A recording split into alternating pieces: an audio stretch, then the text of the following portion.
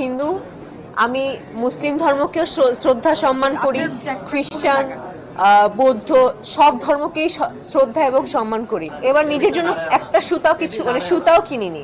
উপরওয়ালা, আহ, ভগবান, আল্লাহ যেটাই বলি না কেন, একটা কাজে মিলিয়ে দিয়েছে যে কাজের মধ্যে তাহলে তুই এই প্রিপারেশন নিবি না, কাজের মধ্যে ব্যস্ত থাক। পুজোর প্রিপারেশন আসলে আমি এইবার আসলে আমার নেওয়ার কোনো চিন্তা ভাবনাই ছিল না, কারণ সবাই জানে যে আমার মা আমার সাথে নেই এবং মা মারা গিয়েছে 6 মাস হতে চলছে। 6 মাসের, হ্যাঁ, অলমোস্ট 6 মাস হতে চলছে। সো এবার যদি আমার কোনো কাজ নাও থাকতো, আমার কাছে মনে হয় না যে এই পুজোর যেই প্রিপারেশন, কেনাকাটা কিংবা এই হই হুল্লোড় করা, এই ঘুরতে যাওয়া, ওই ব্যাপারটা আমার মধ্যে থাকতো, কারণ আমার মা আমার সাথে নেই। গতবারও আমার মা সাথে ছিল, বিভিন্ন পূজা মণ্ডপে আমার মাকে মার হাত ধরে বলি